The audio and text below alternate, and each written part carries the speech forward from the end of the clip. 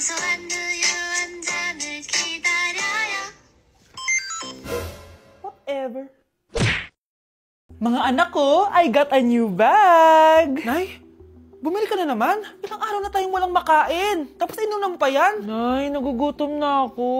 Kayong dalawa, wala kayong karapatan magreklamo ha? Anak lang naman kayo ng tatay niyo sa una niyang asawa. Tatawag ko kay tatay. Akin na yung cellphone mo. Hindi mo na ito makukuha sa akin. Ate, natatakot na ako sa kanya. Oh, eto, kumain ka na. Ate, ganito na lang ba talaga buhay natin? Hindi. Hahanap ako ng paraan para makausap si tatay. Love, padala ka naman ng 50,000 oh. Magbabayad kasi ako ng tuition ng mga anak mo. Tapos ang dami pa nilang pinapabili. Tay, hindi totoo yan! Sinungaling siya!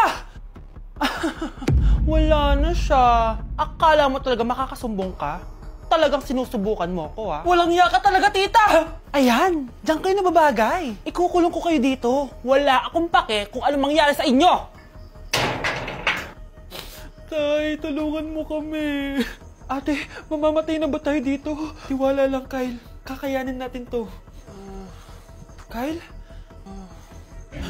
Ang taas ng lagnat mo. Tita, tulong! Dali natin sa hospital si Kyle! Ang ingay naman ng mga yun. May bago na naman akong bag. Kyle! Delivery po. Salamat naman, dumating na yung bago ko cellphone. Oh, ano pa ginagawa mo dyan? Binayaran ko na to sa online. Tama nga sila. Inuubos mo lahat ng pera ko sa mga luho mo. Ha? Ramon? Umuwi ka? Kukulong ko kayo dito. Wala akong pake kung anong mangyari sa inyo. Grabe ng pinagagawa ng babaeng to. Ginagawang hayop ang mga bata. Ramon, kailangan mo nang umuwi dito. Walang iya talaga yung si Rosa. Lumayas ka na dito ha. Ayaw ko makita yung pagmumukha mo. Tsaka lahat ng mga pinambibili mo, bayaran mo to sa akin. Tapos na ang maliligayang araw mo. Scarlett! Scarlett! Tay! Kyle! Okay na si Kyle. Buti na lang, agad niya siya nadala dito.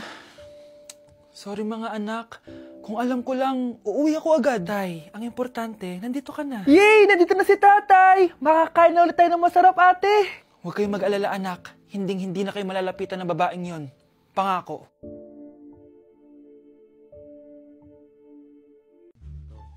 Anak, gumising ka na! Christmas party niyo na!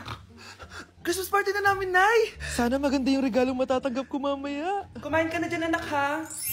Anong meron, Nay? Bakit ang dami pong pagkain? Siyempre, anak, malapit na magpasko. Tara, kain na tayo. Niluto ko lahat ng favorite mo. Talaga, Nay? Hay, sana palagi na lang Pasko. Ay, may nangangaraling ata. Wait lang, anak. Nangangaraling po!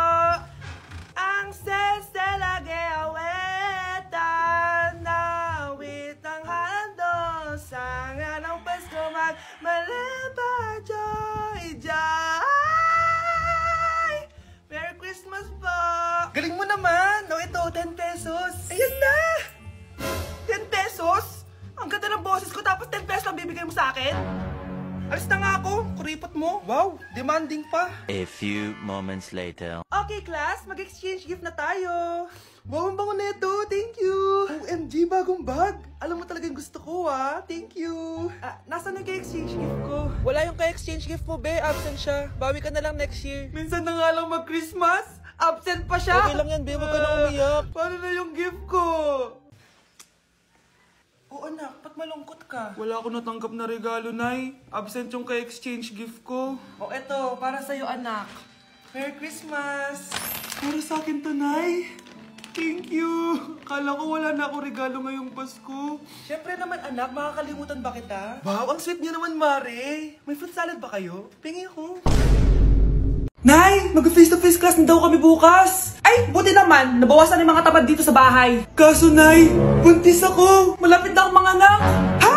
Alam ba namin na, anak? Buntis ka pala, di ko alam! Anong gagawin ko, Nay? Kaka-cellphone mo yan eh! O sige, kakusapin ko teacher mo! A few moments later. Pasok po kayo! Ma'am, makikiusap po sana kami. Nay! Manahim ka dyan. Tungkol po saan? May tumor po kasi sa tiyan yung anak ko, ma'am. Hindi po siya makakapasok sa school. Ganun ba? O sige, i-accept ko na lang siya. Salamat po, ma'am. Tara na, anak.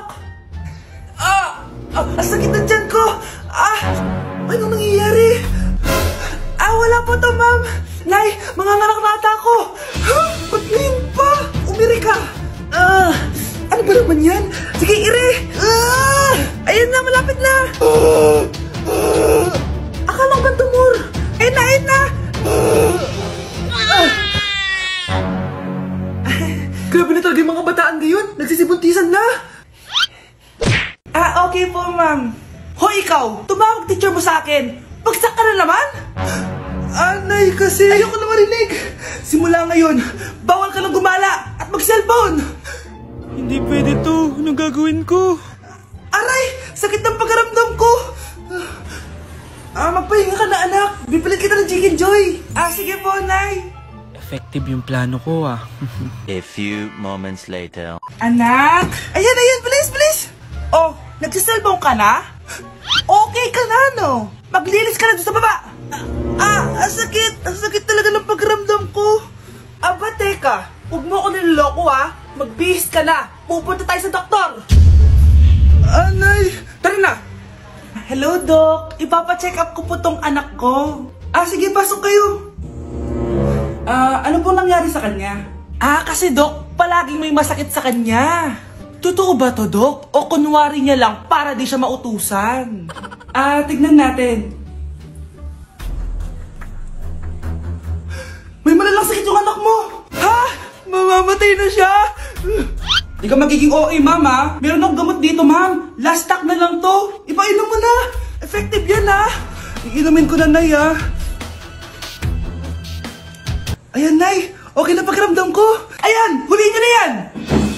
Ano mangyayari? Isa siyang peking doktor. Kaya ikukulong na namin siya. Ha? Anak, ano nangyayari sa'yo? Anak! Ay, expired na pala yung gamot. Walang iya ka!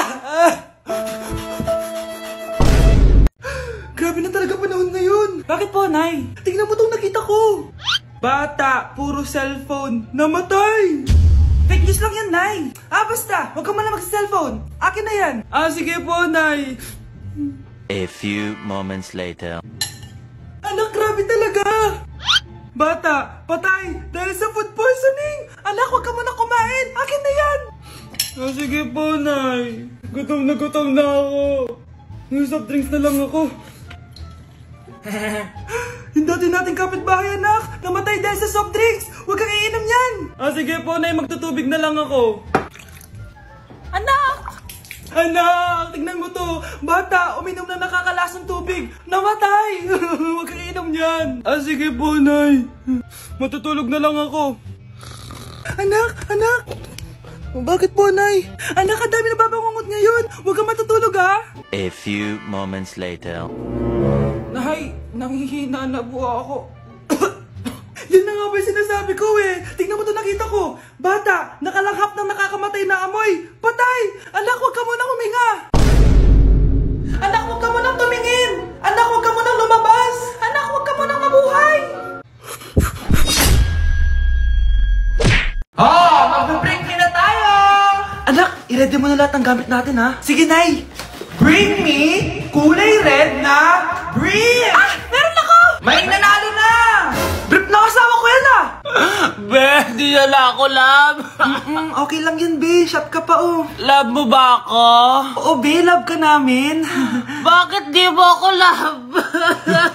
Di mo alam dahil sa'yo ako'y di makakain. Ano ba yan, Lito? Ang ingay mo naman. Yung lokoin. Tulad ko na may pusong bato. Rosalinda! Mahal kita! Mukhang may handaan doon kina kumari, Di man lang ako in-invite. Balik ko nga yung plato niya. Sige, kain lang kayo dyan. Uy, Mars, ito nga pala yung plato mo. Babalik ko na. Aba, salamat naman at binalik mo pa yung plato ko. Last year pa to, Ngayon ko lang naalala, sorry. Mukhang masarap yan, Mars, Pengin lumpia tsaka spaghetti. Baka gusto mo din ng fruit salad. Nakakaya naman sa'yo, no? Nay, may jowa na ako. Dito ka lang pala siya makikilala. Talaga? Pakilala mo naman sa akin. Eto siya, Nay. Hello po, tita. Magjojowa ka na nga lang. Pinsan mo pa?